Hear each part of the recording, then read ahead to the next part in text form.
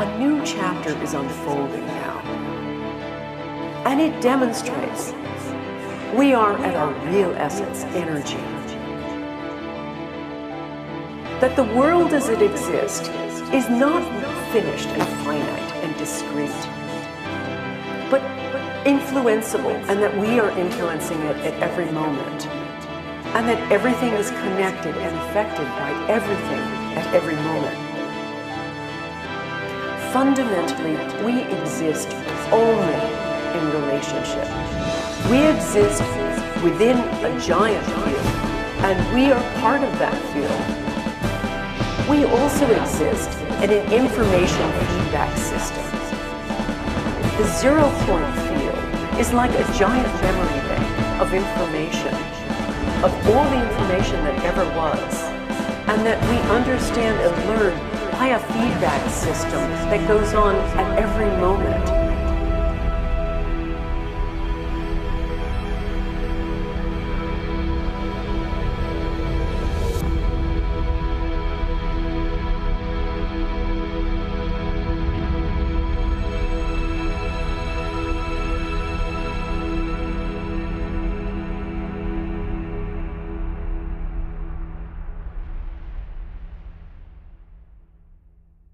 The idea that all life is interconnected is an enduring spiritual tradition.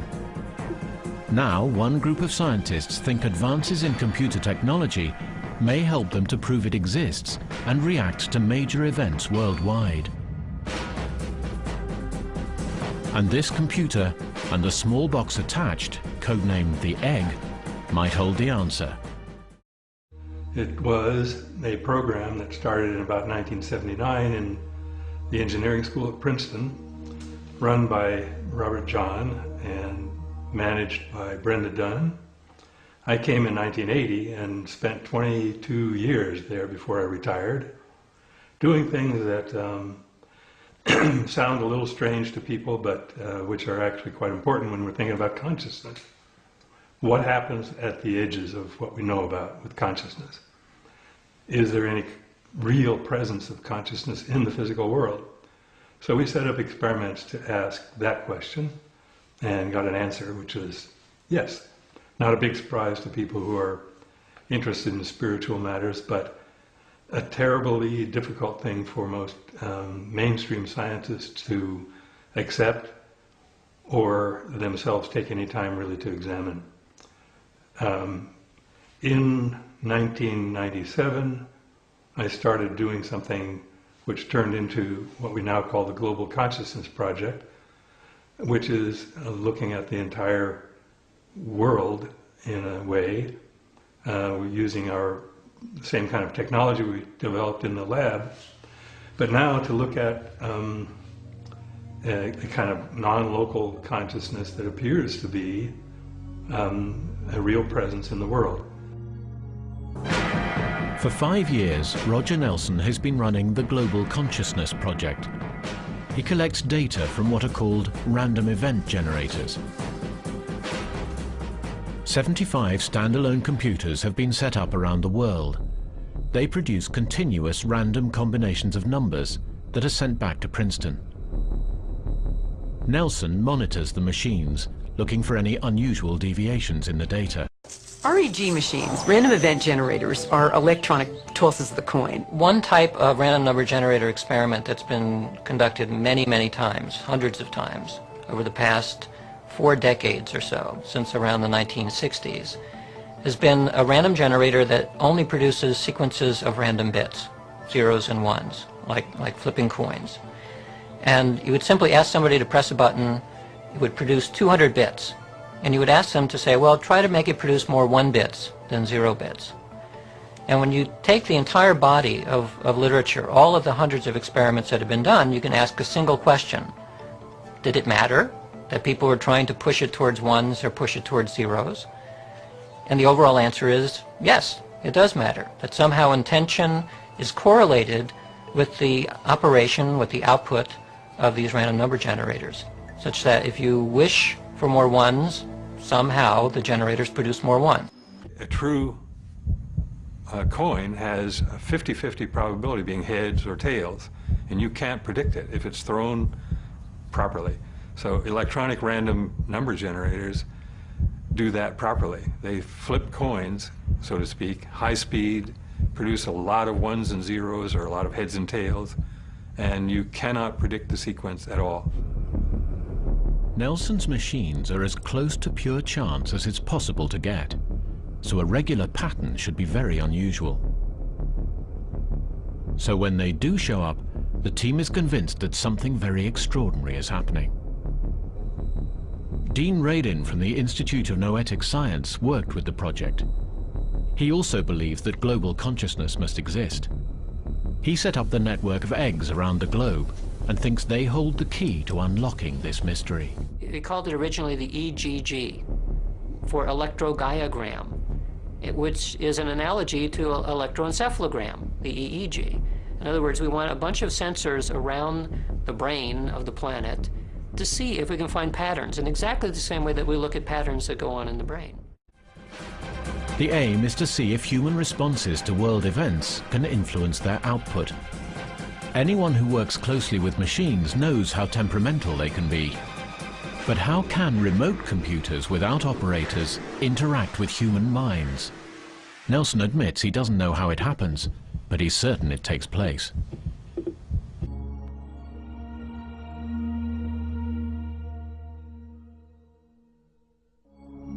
Today, there are over 60 random event generators placed around the world. The numbers that come into the generators during normal random events for global consciousness are just that, random. Several hours in advance of a major world event, non-random, coherent numbers are present. A large spike in the data waveform appears, giving a precognition that a major event is about to occur. If something like Princess Diana's funeral was bringing 2 billion people to think about the same thing and maybe feel sadness or compassion together, that we should try to see whether our machines, our random event generators, could detect that, could react to it. So in that particular case, I asked all of my colleagues and friends who did the same kind of research, please take data. We had several lines of data in Europe, several lines of data in this country, put them all together, and remarkably enough, or maybe not so surprising if you believe the data from the laboratory experiments, we have a big, strong effect. If you did the same thing 100 times, you wouldn't see the size of change in our REG devices that we saw during the time of the funeral for Princess Diana. The September 6, 1997 funeral of Princess Diana yielded a major signal in the data. Global compassion following tragedy of major world figures or world loss of life yielded the strongest spikes in the data. New York, September the 11th, 2001. The tragedy unfolding will change the world forever. 50 kilometers away at Princeton University, the gauges of Dr. Roger Nelson's EGG machine are going berserk. Before the actual crash occurred, before about 9 o'clock, I knew nothing. I was happy-go-lucky. I was writing letters how the world was peaceful, right? Well, the world was not peaceful, and already the data, before I knew anything about it, the data were changing. On the morning of September the 11th, 2001, as the American Airlines flight left Logan International Airport, the computers appeared to do something extraordinary.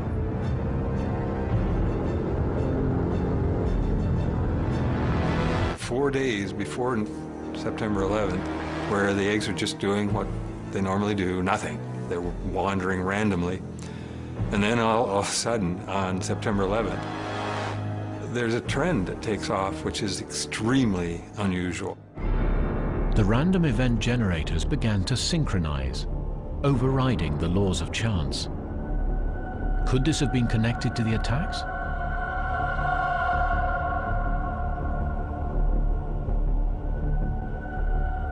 We have now 5 years of data, And on 2 or 3 of the measures, this 9/11 outcome is unique. There's nothing else like it in the database. News of the catastrophe flashed round the world, and the world stood in shock. Could this surge of emotion explain the mysterious data? Nelson is sure it does. Human consciousness interacts with the physical world in the form of a random event generator in such ways to change the output. And on 9/11, when the first plane hit, I think that was 8:45 in the morning, the data started changing in an unmistakable way about between 4 and 5 o'clock in the morning. In the case of the September 11th World Trade Center attacks in New York, the REGs measured a warning spike 4 hours in advance of the first plane strike and continued measuring the ensuing events and public reactions. Deep feelings of compassion enveloped the world, and a 50-hour trend ensued in the data, reflecting the profound effects of the event itself. The Global Consciousness Network has scientific data showing similar responses to many world events such as Earth Day and World Healing events. Major earthquakes reflect in the data hours in advance of the actual earthquakes, showing that the global consciousness field is not limited to what human beings directly perceive. These generators, random event generators, we usually just call them REGs, sometimes RNGs for random number generators. They're a very standard tool in the armamentarium of psychic researchers. They do a good job. They present a system that's easy to understand, and one in which it's relatively easy to see something that shouldn't be there. That is, if consciousness changes the way the world is, these random event generators constitute a very sensitive way of asking that question. Does my intention to get high numbers result in high numbers? And the answer over years and years of experimentation is that it does. It won't be enough to win at the casinos. They have too big an advantage. But it's real. When the O.J. Simpson trial was going on, lots of people were watching television because of the courtroom drama that was unfolding. And Radin intuited that there must be a lot of intention going on at the time when the courtroom drama is strong. So he hired a bunch of psychologists who kept track of the courtroom drama. At the same time, Radin was studying the behavior of random number generators. But then Radin found that whenever the intentions were strong in the courtroom, that's when the deviation of these random number generators from randomness becomes very high. So this is an unusual point in human history, I think, in that people knew far in advance that within a fraction of a second, either saying the words guilty or not guilty, something of very high interest would occur, which would attract hundreds of millions of people live. So I figured, okay, we have to do this as an experiment then. I had 3 random number generators running in my lab, and I asked a colleague to run a generator in Amsterdam and another in Princeton. So we ran the generators, afterwards evaluated the results, and sure enough, we saw a spike with odds of 1,000 to 1 actually 2 places. One was when the camera switched from outside the courthouse to inside the chambers. There was like a huge rise of attention, which was reflected in the random generators. And then at the moment that the verdict was read, there was this large spike of coherence in all 5 generators at once. So this was taking an idea that we had seen in the laboratory and scaling it up to the world at large, and it appeared to work. This leads naturally to wonder, are people affecting the world of reality that they see? You betcha they are. Every single one of us affects the reality that we see, even if we try to hide from that and play victim. We all are doing it. Modern materialism strips people of the need to feel responsible. And often enough, so does religion. But I think if you take quantum mechanics seriously enough, it puts the responsibility squarely in your lap. In the new view, Yes, mathematics can give us something. It gives us the possibilities that all these movements can assume, but it cannot give us the actual experience that I'll be having in my consciousness. I choose that experience. And therefore, literally, I create my own reality. It may sound like a tremendous bombastic claim by some new agey without any understanding of physics whatsoever, but really quantum physics is telling us that. So this is the human brain, as you probably have seen on many occasions, but in actual fact, that's not the real human brain. The human brain is alive, and if you measured it, this is what it would look like.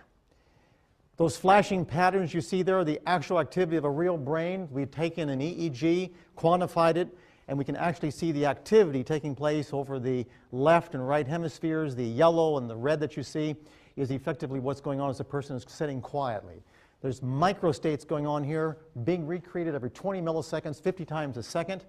There are about 4 basic microstatic patterns, which are the building blocks to consciousness, just like pairs, sets of DNA, or base pairs are the information for the last 3 billion years of genetics.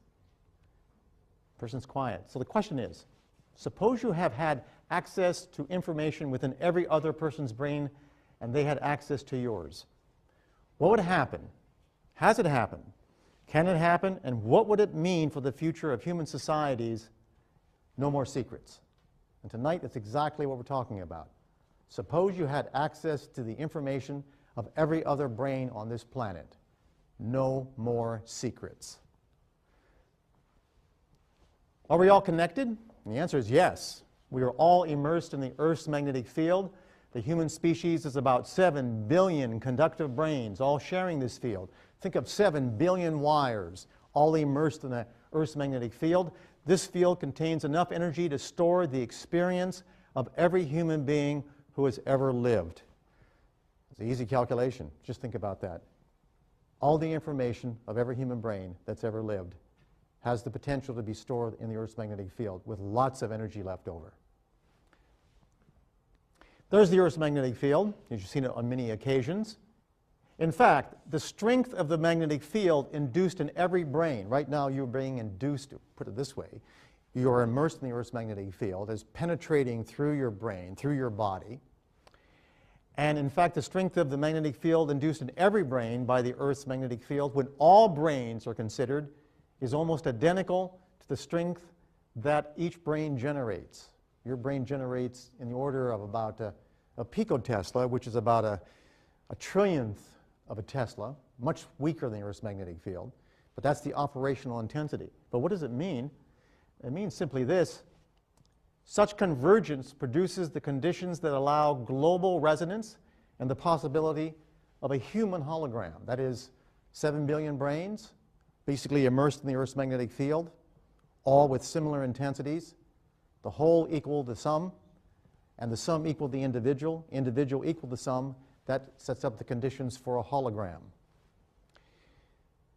Calculations suggest that the time required for an event in one human brain to diffuse into all other human brains on this planet would be about 10 minutes. And it would recur primarily during dreams or during altered states. In other words, you can actually calculate it. 7 billion brains is an easy calculation. One brain, something you're thinking about right now, how long would it take if we're all connected to diffuse to every other human brain on this planet? About 10 minutes, and optimally during dreaming, when the right hemisphere is dominant. So here's how it would look in terms of an animation. Effectively, there's the representation of the 7 billion brains, almost 7 billion. And ultimately, this connection would take place over time in roughly about 10 to 15 minutes, particularly if you were dreaming, because there's something very different about the right side of the brain, the right hemisphere. Now, has there been evidence that such connections occur? Yes, for decades, verified cases indicate that some people's sudden experiences about a crisis to or death of a loved one occurs on days when geomagnetic activity is quietest. The experiences usually occur during a dream state. Let me give you an example. On the evening of the 5th January, I was visiting, this is from a middle-aged woman. This is one of many cases. These kinds of cases have been recorded certainly since the 1870s. Massive booklets containing this information. On the evening of the 5th of January, I was visiting in my kitchen with some friends. Suddenly, I felt my face flush and I felt ill. In a matter of minutes, I was out cold. My friends carried me to the living room and placed a cold cloth on my head. They said I opened my eyes and stared for 15 minutes. When I came to, it was exactly 10:30 p.m. That night, I was ill and vomited several times. I kept crying and thinking about my sister. Every time I thought about our mother, I felt depressed. The next morning at 7 a.m., my mother called. She was crying and extremely upset. She told me that my sister, who lived 200 miles away, had died suddenly the night before at exactly 10:30 p.m. Now, that's a classic one. Now, when does it take place? Well, usually it takes place when the geomagnetic activity is less intense.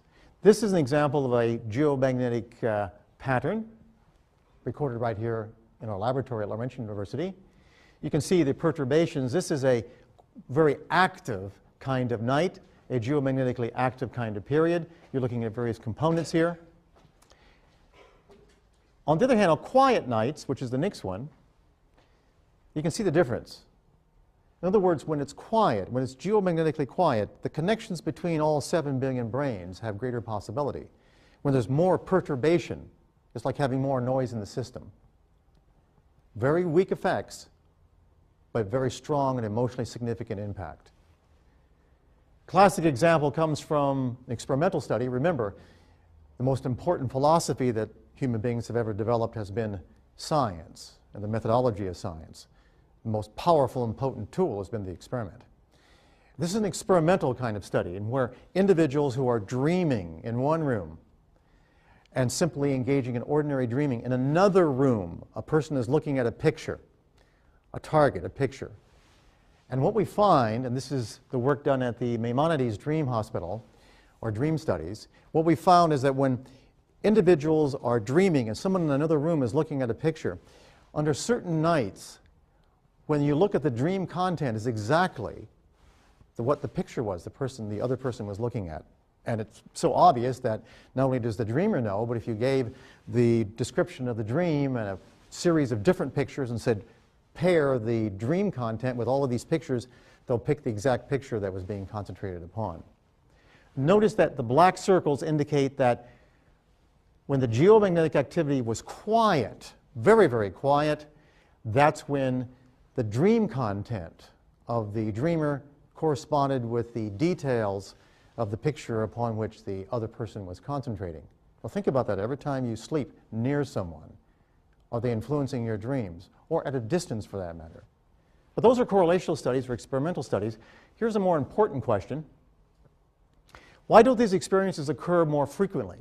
Or is your brain more like a television remote that is randomly changing channels and ever so often overlaps with the source? What would happen if a procedure was developed that allowed direct access to whole information, to all of it? All right? Suppose there was a technology, and that's what we're talking about tonight. Can the ability to access information at a distance be trained? And the answer is yes, it is, and we've trained it. One such person is Ingo Swann, who helped develop the phenomenon of remote viewing. Ingo Swann is the individual, and this is Ingo. Ingo Swann was involved with the development of this remote viewing for the Central Intelligence Agency for the United States many years ago. In the 1960s, the U.S. government was losing a lot of its top secret information, and they couldn't find out how. Well, through a quirk of fate, actually, they found out that it was because the Russians were using psychic spies. Well, everybody had a good laugh over that, but then somebody reminded them, yeah, but they're getting our information. So they wisely decided that if the Russians have it, and if it's working for them, then maybe we'd better look into it. The use of remote viewers goes back more than 2 decades, to the dark days of the Cold War, a time when intelligence reports suggested that the Soviets were trying to turn psychic phenomena into the ultimate weapons. It appears to have been a watershed in the Soviet research, and I say Soviet because it wasn't just Russian, it was Georgian and other nationalities. And prior contacts between unofficial Soviet citizens and the West dried up, and the whole program appeared to go classified, hidden from view, and was presumed to be funded either by the KGB, the military, or some other, quote, governmental interest. There was evidence that they were particularly active in long-distance telepathic communication, also in PK that they call telekinesis, and possibly in telepathic hypnosis in order to disrupt individuals in key positions or handling sensitive equipment.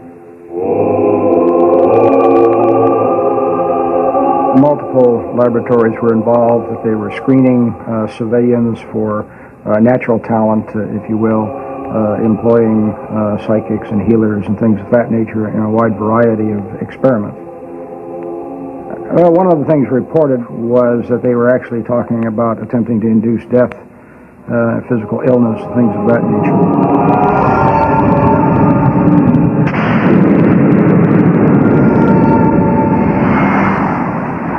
To catch up with the Russians, the U.S. intelligence community turned to Stanford Research Institute in California. SRI, as it was known, was America's second largest think tank, with more than $70 million in government funding annually. It often dealt with high-tech, defense-related projects, and so it seemed like a good place for secret work on something as unusual as this. A respected SRI physicist, Hal Puthoff, got the program started. I was working at SRI on lasers, and I had an avocational interest in this field, and so I had carried out some initial experiments on kind of a lark. I was actually interested in the possible physics behind it. And so I circulated the results from those early experiments around, and pretty soon we were approached by representatives of various government agencies who were interested. We agreed to do it, thinking again it was just going to be a small-scale effort, not realizing it would take up the next, 15 years of my life. In the fall of 1972, the CIA gave Hal Puthoff $50,000 to find a psychic technique that could be demonstrated reliably, and if possible, used operationally. Puthoff soon focused his efforts on extrasensory perception, as the area most likely to produce results. If psychic perception could be made accurate and reliable, then whoever possessed it could be the perfect spy. So they formed a contract with a research group at Stanford Research Institute International to find out whether or not intuition can be used for espionage purposes, for spying.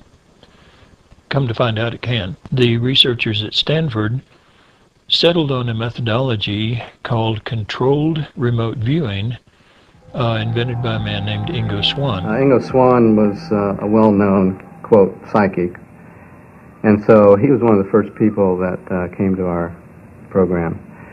And so we started out doing what anyone else would do. We hid things in boxes, we hid pictures in envelopes. And after a few days, he got bored with that, and he said, why are you having me do this? You want to know what's in the box? Open it up. You want to know what's in the envelope? Tear it open. I mean, this is a trivialization of this ability.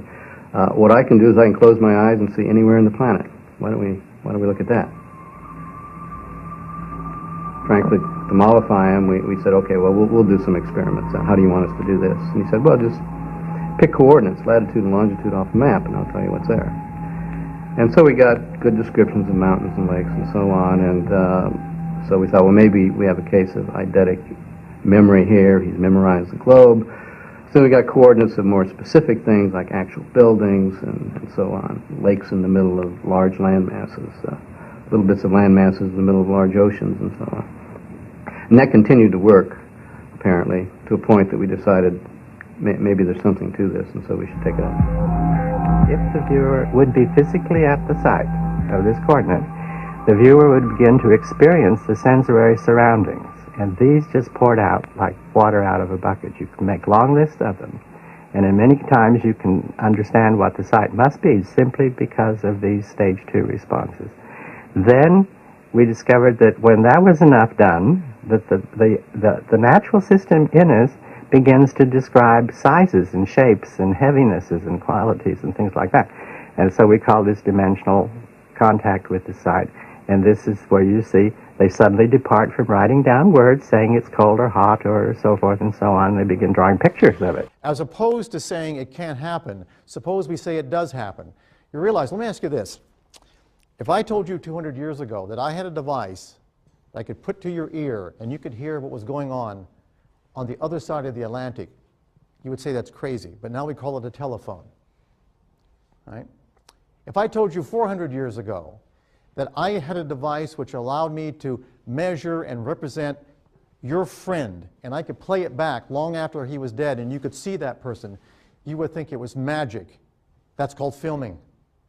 That's called a video. So think of it this way. Suppose there is a technology that allows us to have access to every bit of information that's available in the geomagnetic field from all of your brains. That's what he did. Well, let me show it to you. He learned to identify experiences that originated primarily in his right hemisphere as pure images and experiences. Here are some examples while he was sitting in a closed chamber in our laboratory here at Laurentian University and asked to draw what experimenters were seeing based upon random selection of targets. So here's what we did. We had experimenters walk by a hallway, and we would randomly give them an area somewhere within 15 minutes of Laurentian University. They had 15 minutes to get there. They would simply look at the target. These were randomly selected targets. Let me give you just a few.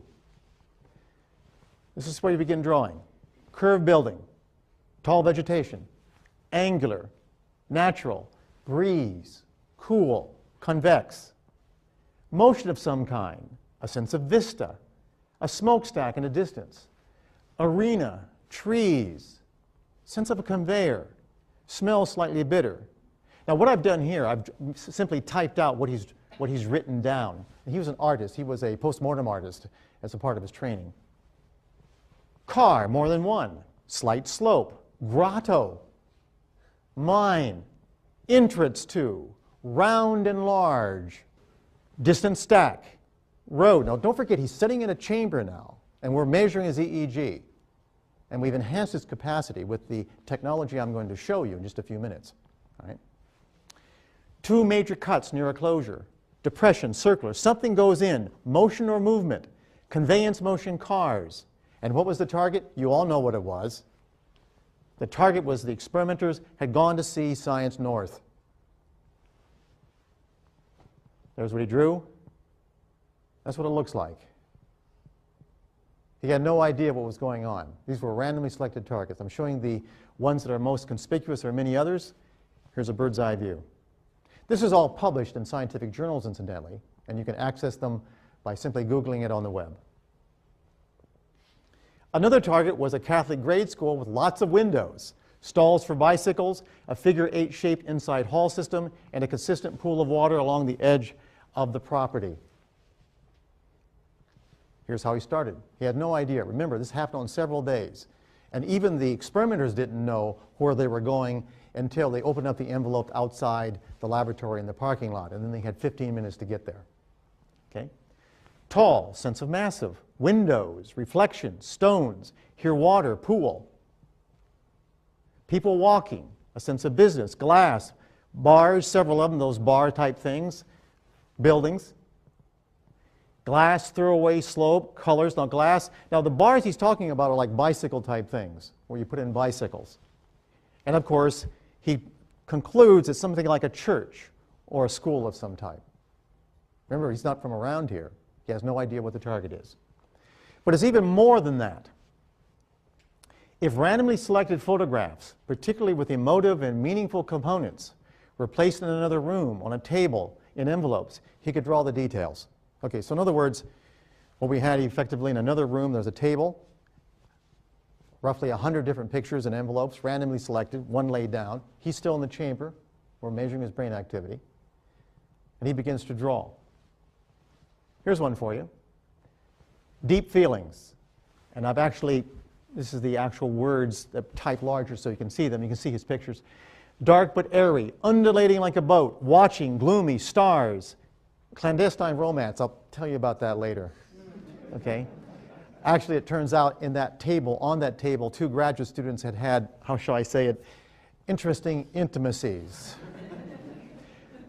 Feeling of points or seeds, struts, electricity, feeling of awesome. What could possibly be drawn like that? The answer is the target, a tornado. How close can you get?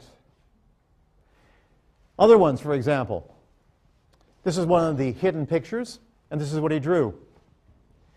World not responding, awash like a tunnel, morose, impact, hatred, into depths, police. This was a terrorist explosion of an airplane. And notice something very interesting. That even down to the components are being drawn. Next. Even abstract ideas. Remember, the whole point is to have a technology which allows access to every bit of information that every brain on this planet has. And this is a picture really abstract looking. Take a good look at those garbage cans and a number of other things, and look what Ingo Swann drew. People, dull target, wilderness like a window. Even something as abstract as that, details come through. Now, I want you to think about something, and that's the following.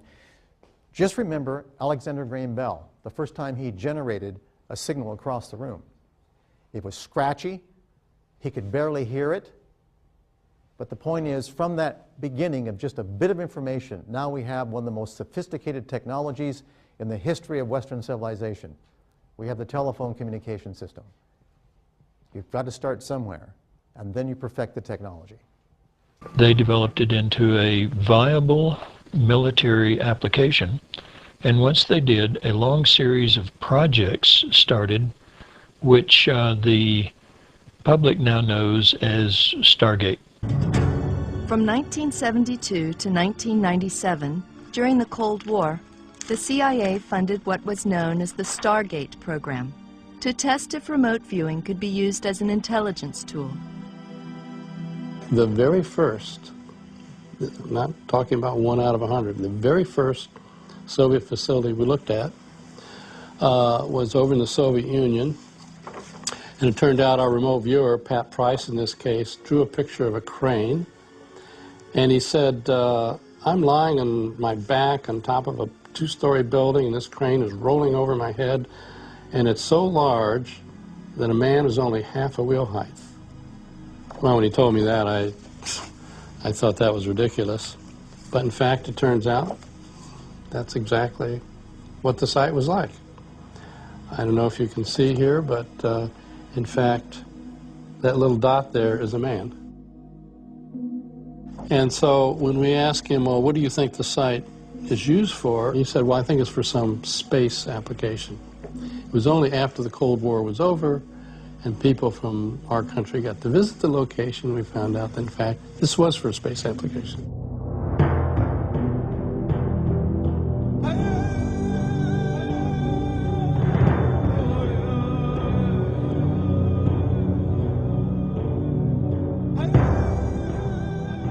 The old-fashioned theory was that remote viewing had something to do with the brain, sending and receiving electromagnetic brainwaves like a mental radio transmitter. And so one way to attack that is to do experiments over and longer distances, and we eventually did experiments over continents and didn't see any degradation of the apparent, quote, ESP data. So distance didn't seem to matter, so that seemed to be a strike against the electromagnetic idea, the brainwave idea. We then put people aboard submarines, took them down to the bottom of the ocean. There's enough shielding of electromagnetic waves in seawater, conductive seawater, that should have blocked it out. In fact, the remote viewers said, oh, this is, quote, psychically quiet. I can do better than ever. So the question eventually emerged, so you can see the building from the outside, how do you get inside of it? You can rerun the whole process through a different whole schema of dimensional contacts and sketches and things, and you can begin to say, what's inside? You can have the monitor say, move 50 feet underground, and there you are. In the spring of 1973 came a turning point. Hal Puthoff told the CIA about the new technique, and they quickly put him to the test. An agency official gave Puthoff the coordinates of a target about 3 hours' drive from Washington, D.C., a target that didn't appear on any map. It was a colleague's vacation cabin in the Blue Ridge Mountains. As it happened, the coordinates were slightly off, and Swann ended up focusing on something else nearby, something much more interesting. Hal gave me the coordinate, and I said, well, you know, there's really nothing here but a bunch of trees. So he said, well, look around and see what else there is. So I did my dazzling work on that and looked around and finally drew a map, a simple map of some buildings enclosed in a fence and so forth and so on. And it was sort of a strange map because there was a very outstanding curved roadway that went around, and there was a flagpole with an American flag on top of it. And I did say I thought it was a classified military installation. Puthoff gave the same coordinates to another psychic, a friend named Pat Price, and Price also described what seemed to be a classified military installation. He came up with even more detailed information than Swan had. We generate a lot of description and walking through buildings, reading name tags, looking in file cabinets, describing the general layout and so on. By the remote viewer's own description, they felt that they had stumbled on some kind of military site, and you know, maybe they were actually reading the names of officers, projects, and so on. Because the site Swan and Price had viewed was indeed classified, SRI have never revealed exactly what it was. But I managed to get hold of the original coordinates and found, deep in the mountains nearby, evidence of some kind of secret government base. Eventually I found a vantage point on a distant hilltop, and through the haze of a summer afternoon, the base was visible. It matched many of the remote viewers' descriptions, and it turned out to be a satellite eavesdropping station, run by America's super-secret National Security Agency. Hardly surprising, then, that Hal Puthoff is still guarded about the results. And apparently it was quite a good result because we were asked to do a lot more, and beginning at that point we began having people show up from various government agencies to participate in remote viewing themselves. The client agencies included the CIA, the Navy, and the Defense Intelligence Agency, known as the DIA. The program received a blow when Pat Price died in 1975, but Ingo Swann remained, and other remote viewers joined the ranks over the years. In 1978, a multi-million-dollar remote viewing research and development program was begun. Headed by the DIA, the program was codenamed Grill Flame. The U.S. Army played its own strong role in the remote viewing program. Anyway, at the end of these projects in 1996, the CIA effectively declassified the fact that the government had been using controlled remote viewers for collecting intelligence. Once that became public knowledge, then the science, which never was, by the way, classified, what became available to the public. When the information became public that the U.S. government had used remote viewers for espionage purposes and that it was scientifically acceptable, psychics of all kinds decided this is scientifically acceptable, and so we're going to start calling what we've always done remote viewing. And immediately out across the internet, you started getting remote viewers of all different kinds who basically had no idea what remote viewing was. Remote viewing is a science, nothing more. Basically, you might use the analogy that if being psychic is a vacation, controlled remote viewing is the car that gets you there. It's not going to give you more scenery once you get there. It's just a tool. It gets your intuitive ability to be put to use in a controlled, organized fashion and allows you to use what intuitive ability you have. There are a lot of people out on the internet saying that if you take remote viewing courses from them, it'll make you psychic. Nothing could be further from the truth. It's a tool. Whatever psychic ability you have, it will teach you how to use it. A lot of people are surprised at what abilities they do have, but it's a tool. That's all it is. There's no magic. It will not make you psychic. It's a tool, and it's a science. So the major area that we're looking at actually is has to do with the fact that although empty space appears to be empty, quantum physicists know it's not really empty. It's full of what we call quantum fluctuation energy or vacuum energy.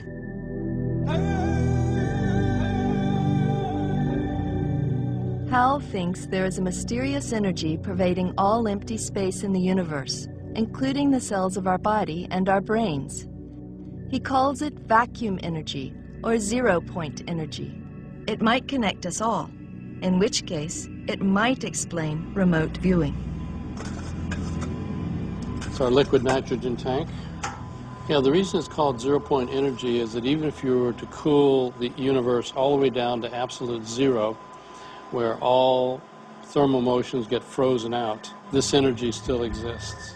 This is a special talk for me because I have spoken about the science of remote viewing in international venues and in university settings around this country and the world. And in each of those presentations, I focused on a particular aspect of the remote viewing phenomenon. Today is interesting for me in particular because I'm tying together things that I have not been able to tie together before. In specific, I think I understand why the remote viewing phenomenon works, and it is directly connected to quantum mechanics, and I'm going to explain my theory about why that actually does happen. And so when we understand the process and its reality, we really come to an understanding not just of the nature of physical reality being different, but the lessons we have learned from remote viewing can teach us a great deal about the history of our own civilization. So I am Courtney Brown. I'm the director of the Farsight Institute. I consider that the leading science shop anywhere where we study the phenomenon of remote viewing as it is performed using procedures that were developed by the United States military and used for espionage purposes, or methodologies that are derivative of those procedures. I work with people such as Glenn Wheaton, who is director of the Hawaii Remote Viewers Guild. He is out of Special Forces Intelligence, and Lynn Buchanan, who is the leading instructor of controlled remote viewing, and he worked out of Defense Intelligence Agency. And they have trained a large number of viewers, and those viewers work in our experiments that we conduct at the Farsight Institute over a great many years. So let's begin with some basic facts that I'm going to be talking about. Remote viewing can transfer information across both time and space in apparent violation of the accepted theories of Newtonian and relativistic physics.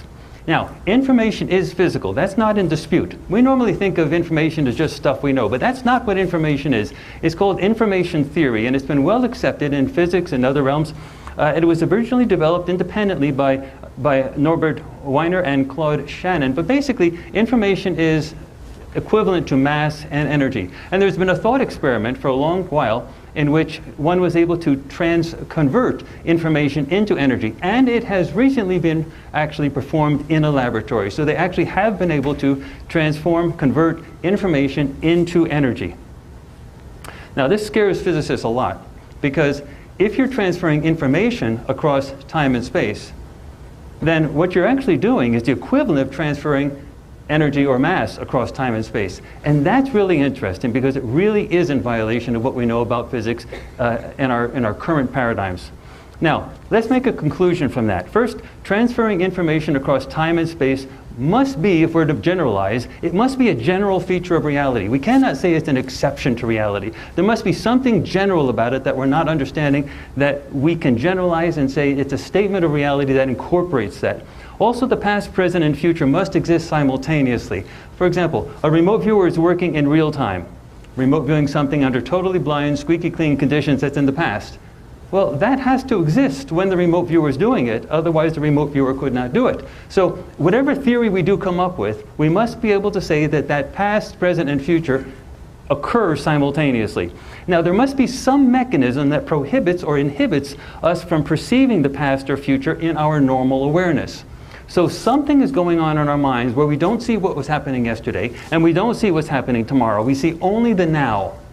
Okay? So we have to be able to figure out what that could be. Now, let's start with some basic non-conflicting assumptions. The first is that only energy exists. Now, c, the speed of light, is a constant. C squared is a constant, so it's basically just a scaling factor. So energy equals mass. So energy and mass are equivalent. Now, all energy can be defined in terms of frequencies. all that exists in the universe must result from frequencies that coexist in states of superposition. Now, I'm going to explain that a little bit later, but those frequencies are all that's out there, anywhere. And those frequencies have to do something with themselves in order to produce us. And it's that state of superposition that that thing happens. And we have to say that there can be no special consideration of the macro world as isolated from or separate from the quantum world. We cannot live in a world in which what goes on in Vegas stays in Vegas. We can't live in a world in which there's an imaginary line of decoherence, and what goes on in the quantum world stays there, and what goes on in the macro world and the classical world stays here. We have to generalize so that it incorporates both. Those are the assumptions that we want to be able to start with. If we're going to get someplace, we have to get those things answered. So let's start with the picture on the left. Picture on the left has waves that are in sync. That means the peaks of one wave is matching the peak of another wave. Now, the trough of each wave are also matching. When you add them together, they sum up together and produce a bigger wave. Now, on the right-hand side, you see that the waves conflict. So what you have is the peak of one wave matches the trough of another wave. And what happens is they're conflicting and canceling each other out. So on the left-hand side, we have constructive interference, where they're amplifying each other. They're summing together. On the right-hand side, we have destructive interference, where the things are canceling each other out. Now, those are the only two processes which we are going to allow in the entire universe for this theory. Nothing else. These are some sine waves. Now, I just put these sine waves together. They're actually banded around a common wave number, similar frequencies. And what you see here is what happens when you add those things together. You get that. You get a wave packet. Now, normally you can think of these things, these constructive and destructive interference patterns, in the following way. Go over to a piano and bang on middle C, and then bang on B right next to it. You'll hear the beat frequency, wah, wah, wah, wah, wah, wah, wah, wah, wah. Now, bang on C again, and then pick the highest B you can get on the keyboard. You won't hear that beat frequency. There actually is constructive and destructive interference, but it's nothing to write home about. It is nothing to write home about. The frequencies really, to really interact in constructive interference, they really should be fairly close. That's why physicists like to take a common wave number and then go a little bit out to each side to group those things into a superposition. Now, that is a wave packet. This talk and my theory is very closely aligned with Hugh Everett's ideas that were basically published in his dissertation in 1957 that he did in Princeton under John Wheeler. Now, the basic idea is that all that exists in relative states. So you have stuff that goes on in a subatomic particle, and that produces a superposition, a bunch of waves adding together, and that wave is like a snake. You see, a snake eats a rat, and when that rat gets eaten by the snake, it produces a bulge in the snake, and that bulge in the snake is, well, the snake is like the fabric of reality, and that bulge is like a bulge in the fabric of reality, and that is the superposition. So basically what we're talking about is that when you have that quantum particle creating that superposition, physicists have long stated those superpositions can happen anywhere in the electromagnetic spectrum. But Hugh Everett came along and said, well, you actually get relative states. You don't really have an external observer that's independent from an isolated quantum system. That observer, when that observer watches that, and as John Wheeler said, nothing really happens in the quantum world until it's registered, observed in some fashion. And when you actually observe that, that person becomes part of the overall stuff. So you don't have anything that's really isolated. You have a wave function for the superposition of the quantum particle, but you also have a wave function for the observer and the particle. That means you also have a wave function for the building that the observer's in with the particle, and then you have a wave function for the Earth, and you have a wave function for the solar system, and yes, there is a universal wave function. So what you have is relative states. The terminology, the real problem, if there is any real problem with Hugh Everett's stuff, is that the terminology was not sexy. So the idea of relative states didn't really catch on in the terminology, but the mathematics was really solid. And if you look in physics departments these days, that's where the real rage is. The real rage is not in, wow, the Copenhagen interpretation is great, the collapse of the wave function. What we really have is the excitement in the discovery that Hugh Everett stuff is really now. And so what you have with the understanding of the wave function is better described, in my view, not in terms of the words relative state, although there's nothing wrong with those words, but I like the words superposition ensembles. Superposition ensembles are basically this. You have a subatomic particle. Aggregate out, and you have something larger, an atom, a molecule. That's an ensemble of various superpositions for each one of those little things. You and I are superposition ensembles. It's the same idea of relative states that Hugh Everett came up with, but we can understand superposition collections or superposition ensembles. And so the planet is a large superposition ensemble. Now, physicists have a very interesting idea. Here's the electromagnetic spectrum. Basically, they don't talk about superposition ensembles. What they basically talk about is superpositions, but it's implied in the language that's common today that superposition ensembles, using my terminology, exist within the electromagnetic spectrum such that the frequencies that interact with us are in the visible light spectrum. For example, light enters the retina. It enters as a wave. It has certain frequencies associated with it. It hits the retina. The retina is a superposition ensemble itself. The frequencies mix with the light, with the retina, to produce a new thing, a new superposition ensemble. And that gets translated by the brain to a spot of light. So the basic implied understanding with physicists are that the superposition ensembles, if they were using those words, really only exist in realms within the electromagnetic spectrum that intersect with the visible spectrum. That is why long radio waves, gamma rays, X-rays, UV rays, they don't affect us. They go through us. So the gamma rays and X-rays, those are just light, high frequency, high energy light. But they basically don't really affect us. When they come in really strong strengths, they have nonlinearities that can cause disruptions in our DNA, but generally speaking, they don't interact with us. So the point is, they're too far away. But there is theoretically nothing prohibiting the idea that you could not have aggregations of superpositions elsewhere in the electromagnetic spectrum. Other worlds elsewhere, higher up, where the frequencies are closer together, higher density. So you could have aggregations or octaves up within the electromagnetic spectrum where you have worlds, people, things like that, and we would never see them. Here we have two wave functions. The one on the right is a big one, and the one in the middle, set at x equals 0, is the middle one. Now look what happens when I start merging them. See how they start getting more constructive interference as they get closer? You see how it gets... Now normally people would say, of course, you move them closer, they're going to be constructive interference. No, no, no, you have it backwards. The constructive interference is what's going on. The illusion then is that they're closer or farther apart. With remote viewing, you're transferring information across infinite distances because there are no distances.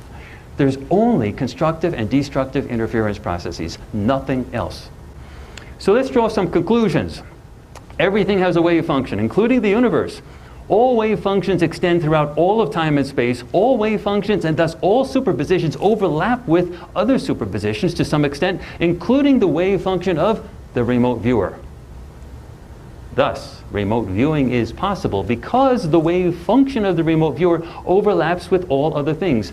Now, the human brain, that means, is actually a very narrow band hologram generator. That's the trick of the brain.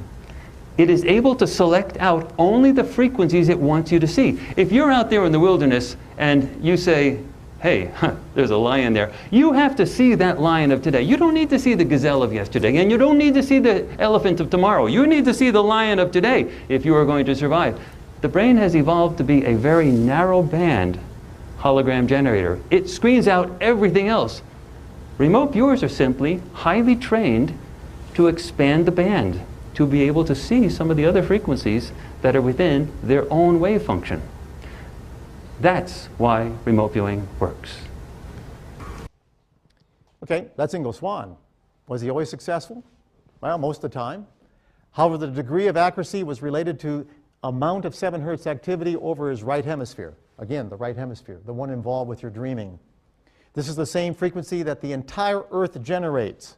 His accuracy was less when there were geomagnetic storms and the Earth's magnetic field was disturbed. So if the magnetic field was disturbed, he lost the ability. When you lost the connection, you lost the ability.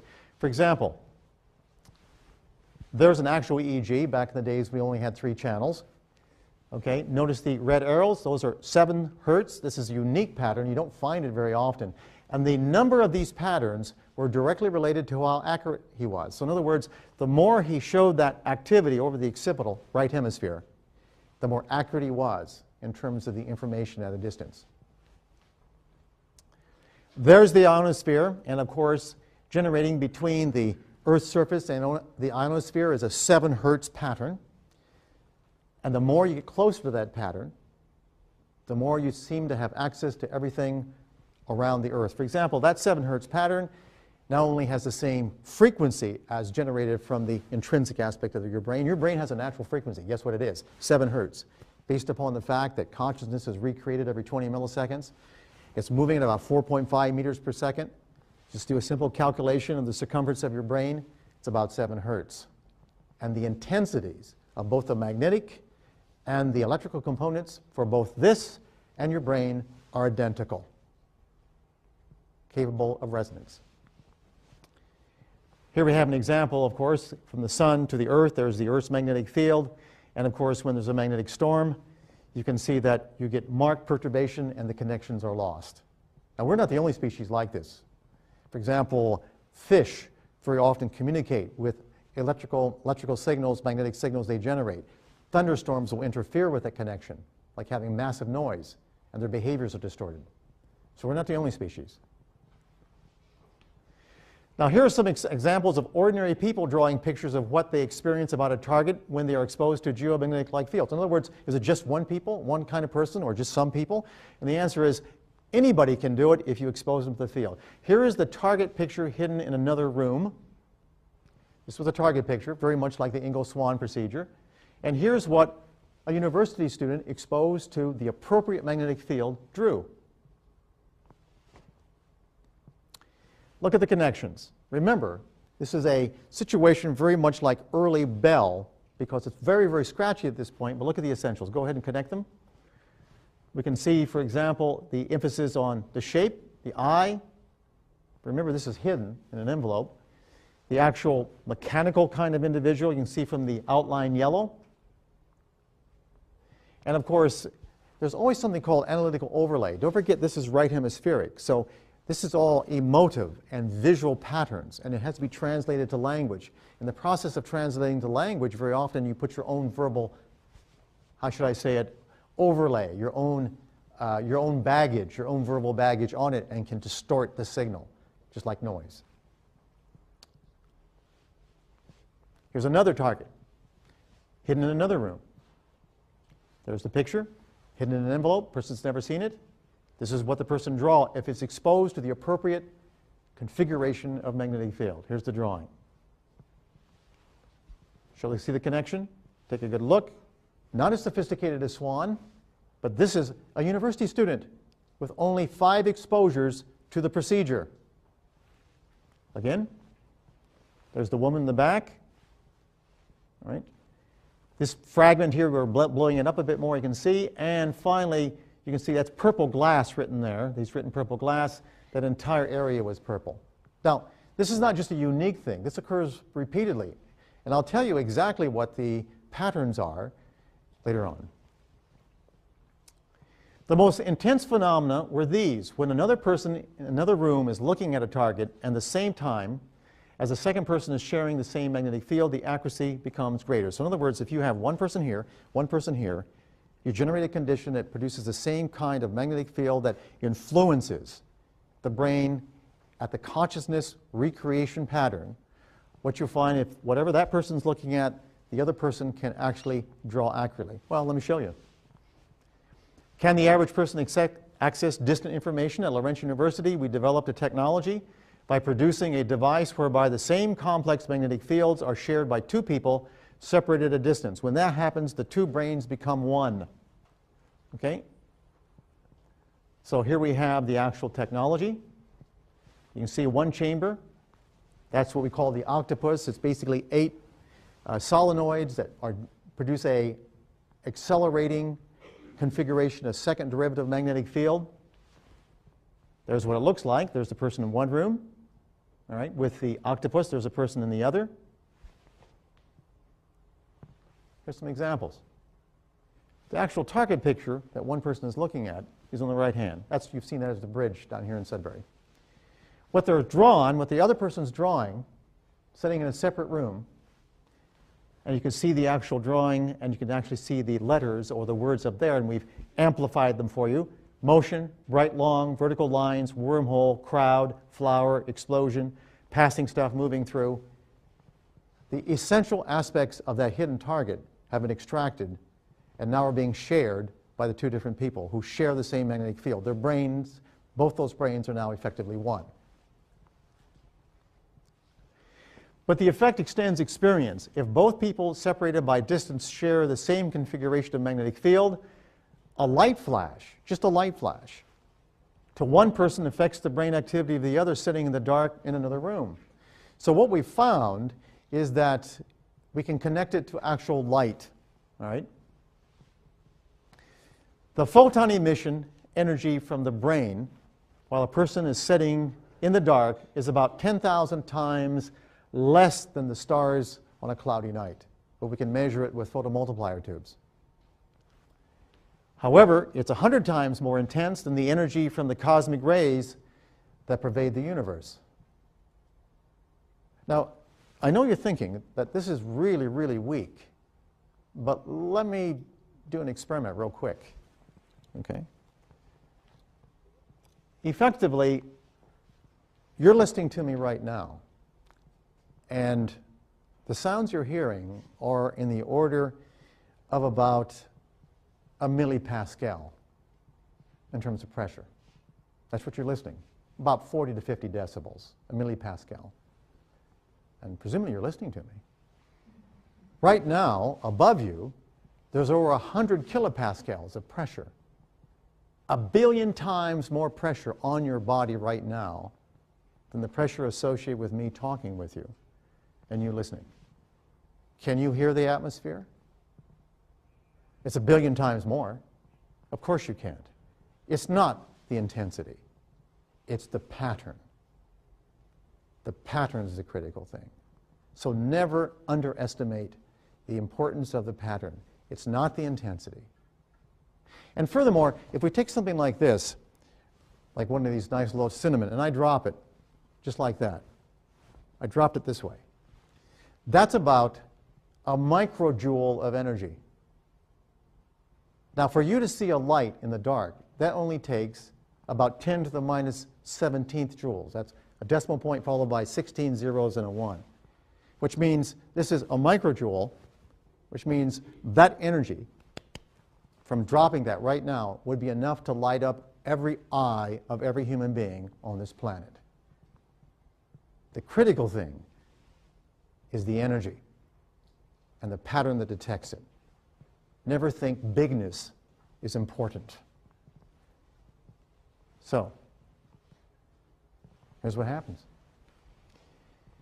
If, for example, we have one person in one room having a flashing light, another person in another room completely in the dark, and they only share the magnetic field, a special kind of configurational magnetic field that produces a synthetic consciousness, making both brains the same. When there is no flash in the other room, this person has theirs on the left, that's what's coming off the side of their head. If the person in the other room is seeing a flashing light, an ordinary, dull, flashing light, the person sitting in the dark, their brain also generates light because they're connected, even at a distance. That's right, and now we know in neuroscience that it's very likely, Bocan and other people have actually shown this, that there's light emission from retina, that when you're actually thinking about white light, there's just not action potentials and neurons firing, there's actually photons being emitted within your brain, right? Actual photons, and we can measure them. The minute you have photons, you have access to almost everything, right? Now, when there are photons involved, the phenomenon of entanglement becomes real. This means that what happens to one person is reflected in another regardless of space or time. Here's an animation of what we're talking about. That's entanglement. In other words, entanglement means that effectively, the minute you have two people connected, photons here and photons here, we really don't know right now when that photon is flashing in the other room. Is it the same photon that shows up in the other person's brain instantaneously? Or there's simply entanglement. But if you have entanglement, you understand what that means. That means you have information at a distance. You change something here, you change something here instantaneous. Already physicists are doing this. They call it teleportation because they're a bit more dramatic. All right. But in actual fact, they've already done it up to over 100 kilometers. Change the polarity on one, the other one changes instantaneously. That's the first stage to having information from everywhere. Right? Now, if one has the technology and access the appropriate patterns shared by other brains, information can be accessed. We can amplify, concentrate, and control what has been happening only occasionally for centuries. Now think about it. Like watching lightning. We did it for thousands of years, hundreds of thousands of years as a species. And then we mastered electricity. Look at the difference. We watched birds fly, wondering what it would be like. We never did have wings. We never developed them. But now we can fly. We call it an airplane. If you can imagine it, it can be done. And that's why, because the brain is matter. It's based upon the physical principles of the universe. And if you have that capacity to imagine it, that means the potential is there for it to be done. Because our brains are reflective of the essential aspects of the matter of this universe. Now, Sean Harabanz, a classic example of extraction of information. This is the man who knows your memory. There's Dr. Webster actually extracting some blood or actually injecting some radioactive material into Mr. Harabanz. We were the first to demonstrate that when he's engaging in reading another person's memory, it's not all hocus pocus. What really happens, a part of his brain that's been different from the time he was born shows an increase in activity as measured by single photon emission computerized tomography. Very specific to the right parietal lobe. Here's Sean Harabanz, again, an animation. He's looking at a picture. All he has to do is look at a picture of the person about whom he's talking, and he begins to talk about the person's past, often embarrassing things that only they know. How can that be done unless you have access to memory? Right? It's not written anywhere. We made an extraordinary discovery about Harabanz's brain. The energy associated when we measured, don't forget, the experiment, most powerful tool we've got. You can speculate until you get extraordinarily enthusiastic to the point of inebriation, but unless you've got the experiment, you don't know. So we've actually did experiments. We brought him up here. We've measured him repeatedly. Okay. We made an extraordinary discovery about Harabanz's brain, the energy associated with the small decrease in the Earth's magnetic field around his right hemisphere. We were flabbergasted when we put our magnetometers around his head. His brain actually distorts the local magnetic field. Small amounts, but measurable and reliable. Okay? It was equal to the energy of the light emission from his brain. You think that light emission was interesting. You should have seen the photomultiplier tubes when we put it around his head. The needles are visibly showing increases in activity. And the more the photons increased, the more the magnetic field dropped. And that energy was equal to the activity of the neurons. We actually calculated the number of neurons that he was showing activity by looking at our quantitative EEG. In other words, conservation of energy. The longer Mr. Harabanz was close to the subject, the more the subject's brain began to show the patterns of Harabanz's brain. Let me give you an example. Harabanz and the subject. This is our EEG. Okay, single channel, obviously we do 1020. Okay. But notice that as he sits there, they become more and more synchronous. At that point, when they become synchronous, he actually begins to extract information and begins to tell information to the other person, the person sitting there, information that is only they know about. We think his brain became connected with the brains of the people nearby through the Earth's magnetic field. Something like this. It seems to only work when he's close. Okay? So as he gets closer and closer, and we see it, we repeatedly, time after time, the more they're close to Harabanz, the more their EEG activity became like his. And we suspect that what happens is he began to extract information. I'll show you how in a second. During the connection, there was enhanced brain power at 7 hertz over his right hemisphere. You can see the red arrow. That refers to specifically the 7 hertz band coming off his brain. Remember the 7 hertz, intrinsic pattern to the Earth itself, the same pattern that Swan had. and seems to be something fundamental. Now, the 7 hertz is tied to something called the hippocampus, the gateway to memory.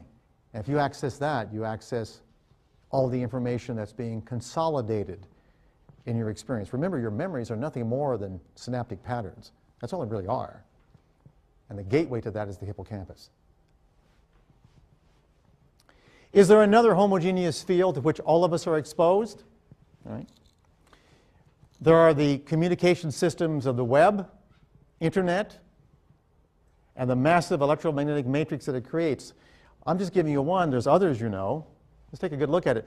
That's sort of a diagram of it. You can see that effectively right now communication systems are so pervasive that we all are immersed in this background that we call communication systems. You know, interesting thing, at one time we used to have radar sent out and reflected back in order to see things at a distance.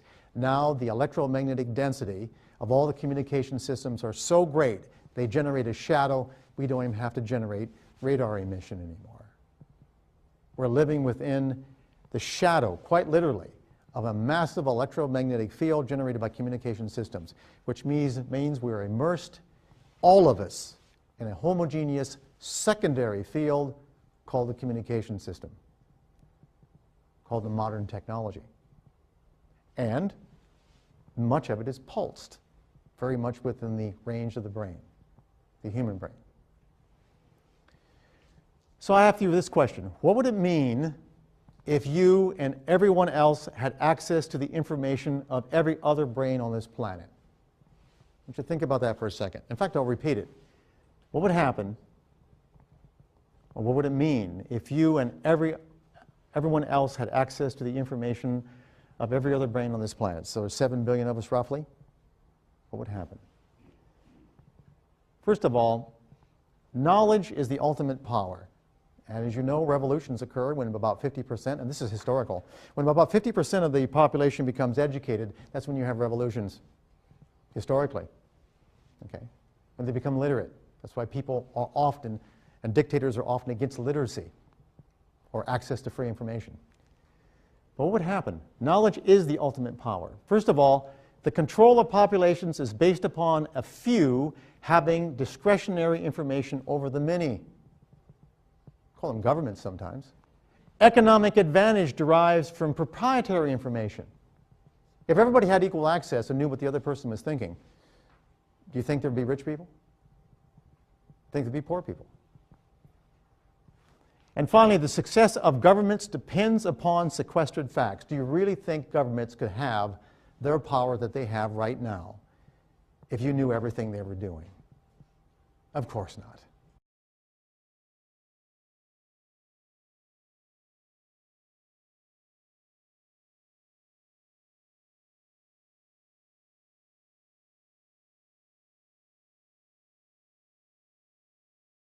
After 6 million years of boredom, the evolutionary ascent of our species from the last common ancestor with the chimpanzee, something extraordinary happened to us less than 100,000 years ago, which, by the way, is long after we'd become anatomically modern. It was a kind of emergence into consciousness less than 100,000 years ago, really less than 40,000 years ago, when we became fully symbolic creatures. And this great change has been defined as the single most important step forward in the evolution of human behavior, is intimately associated with the emergence of the great and transcendent rock and cave art all around the world. And over the last 30 years, researchers led by Professor David Lewis Williams at the University of Witwatersrand in South Africa and many others have suggested an intriguing and radical possibility, which is that this emergence into consciousness was triggered by our ancestors' encounters with visionary plants and the beginning of shamanism.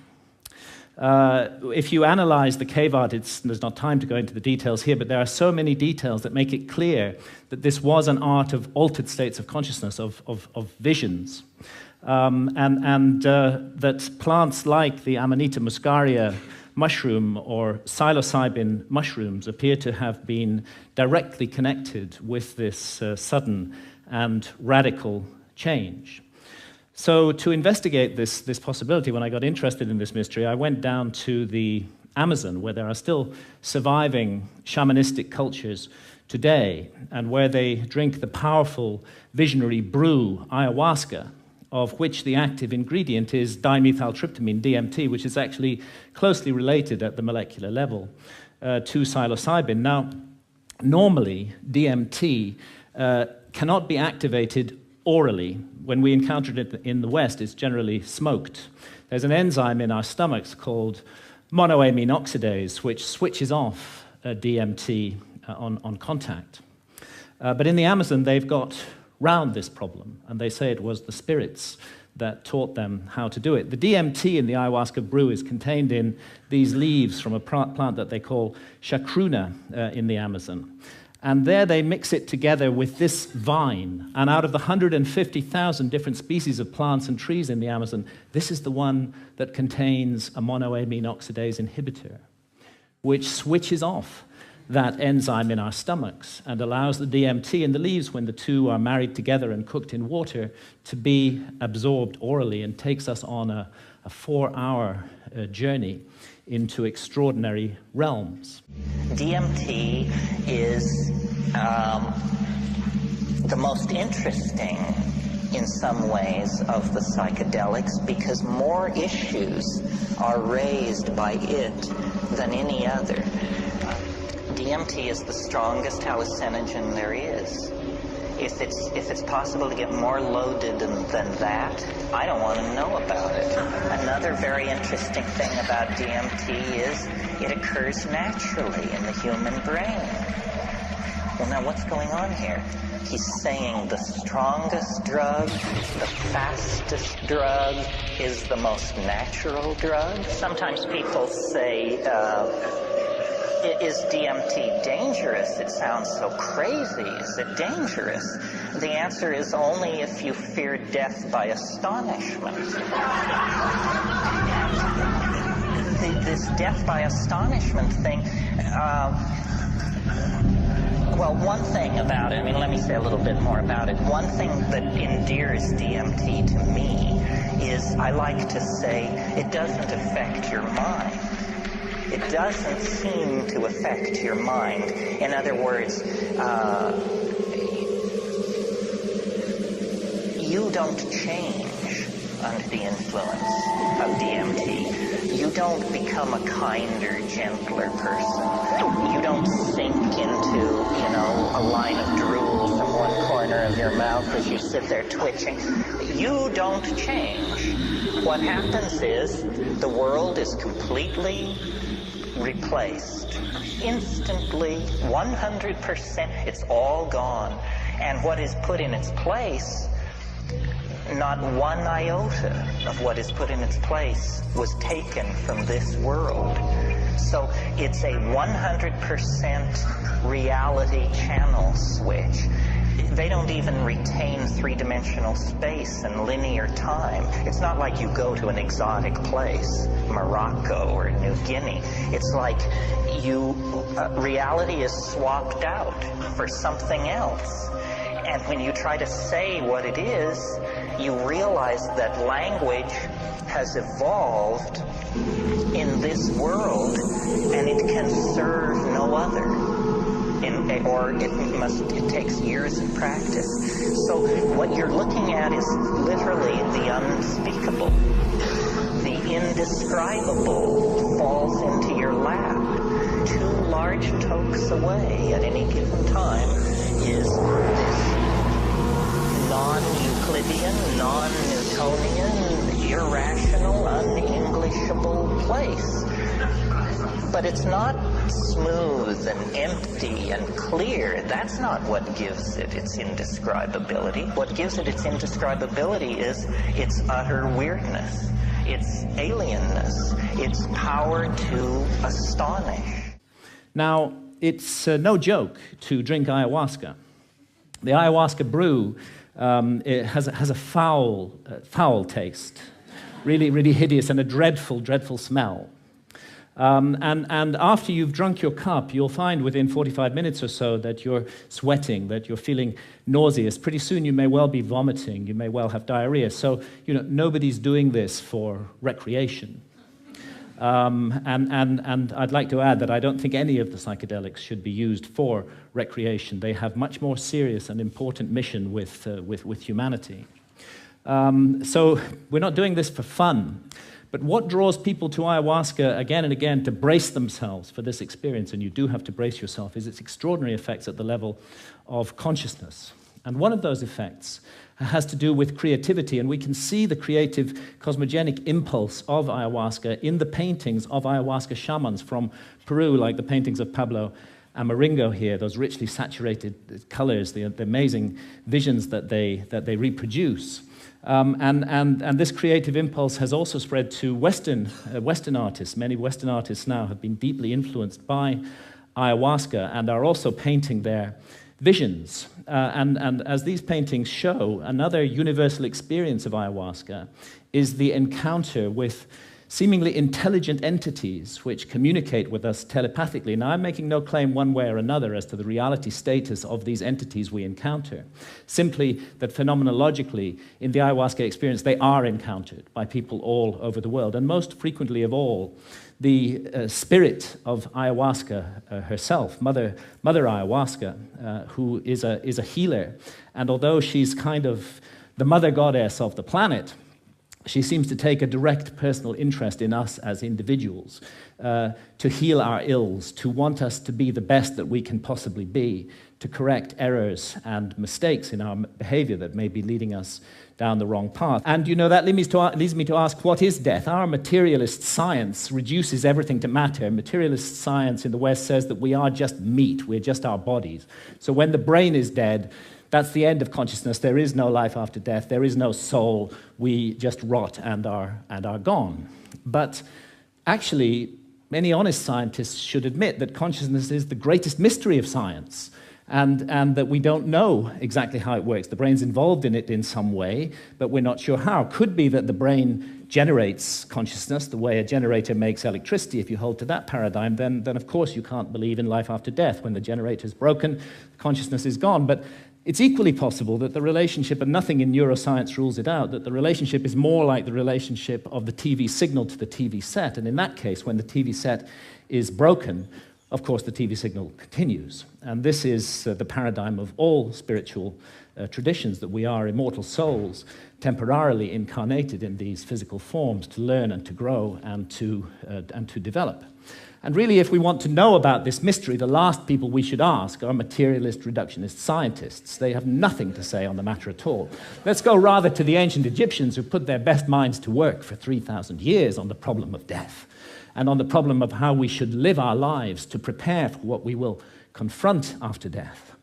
And the ancient Egyptians expressed their ideas in transcendent art, which still touches us emotionally today, and they came to certain very specific conclusions that the soul does survive death and that we will be held accountable for every thought, every action, every deed that we have lived through in our lives. So we better take this precious opportunity to be born in a human body seriously and make the most of it. And in these inquiries into the mystery of death, the ancient Egyptians weren't just exercising their imaginations.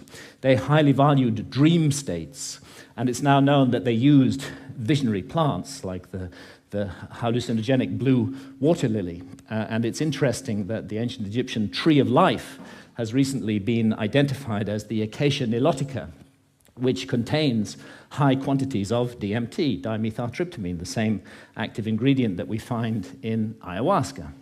Now, it's difficult to imagine a society more different from the society of ancient Egypt than our society today. We hate visionary states in this society. In our society, if we want to insult somebody, we call them a dreamer. In ancient societies, that was praise. And we have erected huge apparatuses of armed bureaucracies who will invade our privacy, who will break down our doors, who will arrest us, who will send us to prison, sometimes for years, for possessing even small quantities of psilocybin or substances like DMT, whether in its smokable form or in the ayahuasca brew. And yet, ironically, DMT is, we now know, a natural brain hormone. We all have it in our bodies, and it's just that its function remains unknown for lack of research. And it's not as though our society is opposed in principle to altered states of consciousness. I mean, billions are being made by the unholy alliance of psychiatrists and big pharma in overprescribing drugs to control so-called syndromes like depression or attention deficit disorder in teenagers. And we have a love affair in our society with alcohol. We glorify this most boring of drugs, despite the terrible consequences that it often has. And of course, we love our stimulants, our tea, our coffee, our energy drinks, our sugar, and huge industries are built around these substances, which are valued because of the way they alter consciousness. But what all these approved altered states of consciousness have in common is that none of them contradict or conflict with the basic state of consciousness valued by our society, which I would call the alert, problem-solving state of consciousness, which is good for the more mundane aspects of science. It's good for the prosecution of warfare. It's good for commerce. It's good for politics. But I think everybody realizes that the promise of a society over-monopolistically based upon this state of consciousness has proved hollow, and that this model is no longer working, that it's broken in every possible sense that a model can be broken, and that urgently we need to find something to replace it. The vast problems of global pollution that have resulted from the single-minded pursuit of profit, the horrors of nuclear proliferation, the specter of hunger, that millions every night go to bed starving, that we can't even solve this problem despite our alert, problem-solving state of consciousness. And look what's happening in the Amazon, the lungs of our planet, this precious home of biodiversity. The old-growth rainforest being cut down and replaced with soybean farms so we can feed cattle, so that we can all eat hamburgers. Only a truly insane global state of consciousness could allow such an abomination to occur.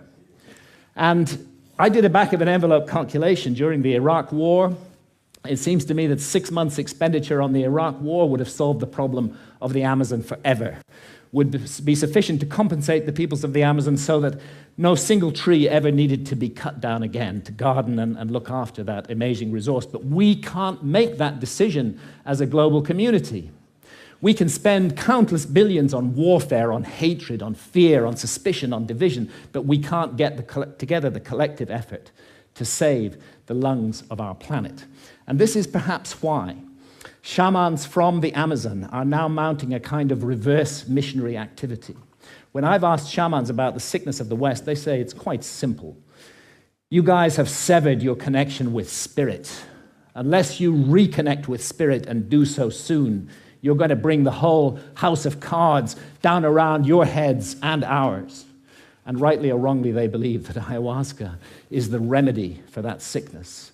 And many now are being called to the Amazon to drink ayahuasca, and ayahuasca shamans are traveling throughout the West, offering the brew, often under the radar, often at personal risk, to bring about consciousness change. And it's true that the message of ayahuasca, the universal message, is about the sacred, magical, enchanted, infinitely precious nature of life on Earth and the interdependence of material and spiritual realms. And it's impossible to work with ayahuasca for long without being deeply and profoundly affected by this message. And let's not forget that ayahuasca is not alone, that it's part of an ancient worldwide system of the targeted, careful, responsible alteration of consciousness. It's recently been shown by scholars that the kykeon used in the Eleusinian mysteries in ancient Greece was almost certainly a psychedelic brew, that the soma of the Vedas may well have been a brew based upon the Amanita muscaria mushroom. We have the DMT in the ancient Egyptian tree of life. We have the whole global cultures of surviving shamanism, and what it's all about is a state of consciousness that's designed to help us find balance, harmony. The ancient Egyptians would have called it mart with the universe, and to remain mindful that what we're here to undertake on earth while immersed in matter is fundamentally a spiritual journey aimed at the growth and perfection of the soul, a journey that may go back to the very origins of what made us human in the first place. And I stand here invoking the hard-won right of freedom of speech to call for and demand another right to be recognized, and that is the right of adult sovereignty over consciousness. There's a war on consciousness in our society, and if we as adults are not allowed to make sovereign decisions about what to experience with our own consciousness while doing no harm to others, including the decision to use responsibly ancient and sacred visionary plants, then we cannot claim to be free in any way, and it's useless for our society to go around the world imposing our form of democracy on others while we nourish this rot at the heart of society and we do not allow individual freedom over consciousness. It may even be that we're denying ourselves the next vital step in our own evolution by allowing this state of affairs to continue, and who knows, perhaps our immortal destiny as well.